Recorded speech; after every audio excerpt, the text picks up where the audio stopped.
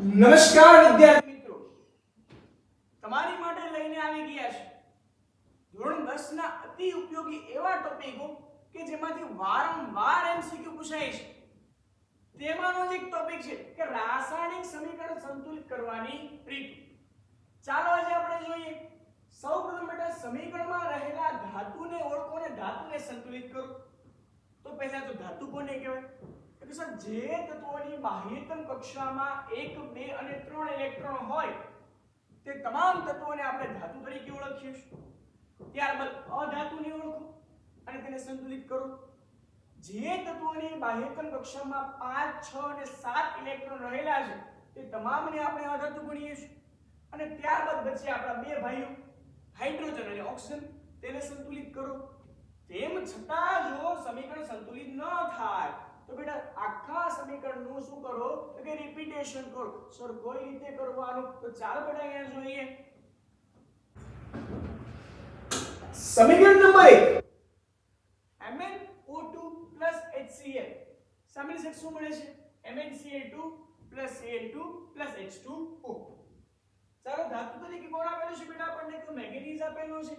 આ side manganese કેટલા આપેલા છે બેટા? માત્ર એક આપેલો છે. સામેની સાઈડ મેંગેનીઝ કેટલા આપેલા છે બેટા? માત્ર એક જ આપેલો છે. તો એનો મતલબ બેટા ધાતુ તરીકે મેંગેનીઝ આપણો એકદમ સંતુલિત સ્થિતિમાં છે. ચાલો જોઈએ હવે અધાતુ. અધાતુ તરીકે બેટા અહીં આપણને ક્લોરીન આપેલો છે. આ સાઈડ બેટા ક્લોરીન માત્ર એક આપેલું છે. સામેની સાઈડ ક્લોરીન કેટલા આપેલા? તો કે 4 આપેલા છે. તો સર આ બાજુ મૂકી દો 4. જો તો થઈ ગયા ક્લોરીન 4 બંને સાઈડ. હા સર થઈ ગયા છે. તો ચાલો આપણે હાઇડ્રોજન જોઈએ. હાઇડ્રોજન તરીકે બેટા આપણને અહીં 4 આપેલા છે. સામેની સાઈડ કેટલા છે? તો કે માત્ર 2 જ છે. તો મૂકી દો બેટા 2. થઈ ગયા હાઇડ્રોજન 4.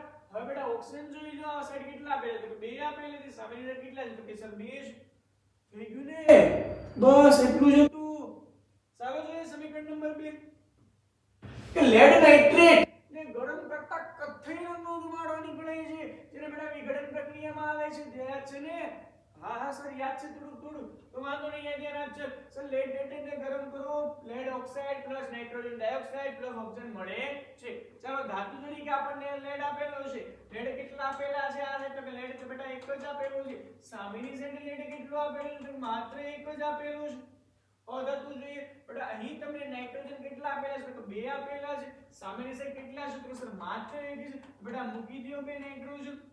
મૂકી દીધો. હવે બેટા ગણો ઓક્સિજન કેટલા છે? 4 ને 2 6 ને 1 7 આપેલા છે. અહીં કેટલા ઓક્સિજન આપેલા છે? માત્ર 6. અહીં કેટલા આપેલા છે? 7 આપેલા છે. સર હવે તો બેટા કરો રિપીટેશન. અહીં બેટા અહીં સમીકરણને 2 વડે ગુણી દો અને બેટા કરો પાછું રિપીટેશન. હવે લેડ બરાબર બેટા કેટલા આપેલા છે? તો સર 2 આપેલા છે. સામેની સાઈડ એક જ છે તો બેટા મૂકી દો 2. ચાલો બેટા ગણી લો નાઇટ્રોજન અધાતુ તરીકે. સર 2 ને 2 4 છે. સામે કેટલા છે? સર અહીંયા તો 2 જ છે. બેટા મૂકી દો 4. ગણો ઓક્સિજન 4 દુ 8 8 ને 2 10 10 ને 2 12. સામે જુઓ તો બેટા 3 દુ 6 6 દુ ને 12. થઈ ગયું ને? ચાલો જોઈએ સમીકરણ number 3 Fe H2 it's give Fe3O4 H2. અહીં બેટા ધાતુ તરીકે આપણને Fe આપેલું છે આયન. જોઈએ સર આ બાજુ Fe કેટલા છે? તો કે માત્ર 1 છે. સામેની સાઈડ કેટલા છે Fe? તો કે સર 3 છે. તો બેટા મૂકી દો અહીંયા 3. ચાલો હવે બેટા આપણને અહીં કોઈ પણ અધાતુ આપેલો છે નહીં. તો બેટા પકડી લો હાઇડ્રોજન ને. અહીં બેટા હાઇડ્રોજન કેટલા છે? તો 2. સામે કેટલા છે? 2. એકદમ સંતુલિત સ્થિતિમાં. ગણો ઓક્સિજન કેટલા છે? 4. કેટલા છે? 1. મન ચાલે મૂકી દો બેટા 4. હજી બેટા સંતુલિત સ્થિતિમાં છે નહીં. કરો રિપીટેશન. ગણો ફરીથી. સર Fe તરીકે 3 Fe 3 છે. હા સર હાઇડ્રોજન કેટલા છે? 4 * 8. સામે કેટલા છે? 2 છે. તો મૂકી દો બેટા 4. હવે ઓક્સિજન ગણો કેટલા છે? 4 ને 4. થઈ ગયું સંતુલિત સ્થિતિ. ચાલો જોઈએ સમીકરણ નંબર 4 એલ્યુમિનિયમ બેટા નંબર 4.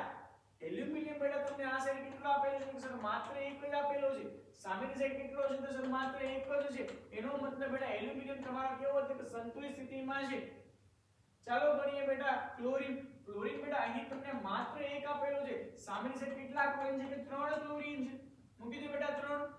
ગણો હાઇડ્રોજન બેટા કેટલા આપેલા છે? તો સર 3 છે. સામે સામે કેટલા છે 2 છે સો થાય નો થાય અહીં બેટા એલ્યુમિનિયમ ને 2 વડે ગુણતા કરો પાછું રિપીટેશન બેટા એલ્યુમિનિયમ કેટલા થઈ ગયા તો 2 તો સામે કેટલા છે 1 તો બેટા ગુણી લ્યો 2 વડે થઈ ગયા 2 ગુણી કેટલા છે 16 3 દુને 6 તો બેટા મૂકી દો અહીંયા 6 સામે હાઇડ્રોજન કેટલા છે 2 મૂકી દો 3 જુઓ તો થઈ ગયું સમીકરણ નંબર 5 અહીં બેટા તમને રાસાયણિક સમીકરણ એકદમ સંતુલિત સ્થિતિમાં આપેલું છે માત્ર તમારે x અને y ની કિંમત શોધવાની છે ચાલો જોઈએ બેટા પાછળ આપેલા સમીકરણમાં તમને કઈ હિન્ટ દેખાય છે હા સર દેખાય છે અહીં આપણે કેટલા આપેલા છે 2 તો કે સર 2 આપેલા છે સામેની સાઈડ કેટલા આપેલા છે સર માત્ર એક જ આપેલો છે એનો મતલબ હા સર ખ્યાલ આવી ગયો y ની કિંમત કેટલી મળશે તો કે 2 મળશે સર y ની કિંમત મળી ગઈ સર હવે આ સાઈડ જુઓ તો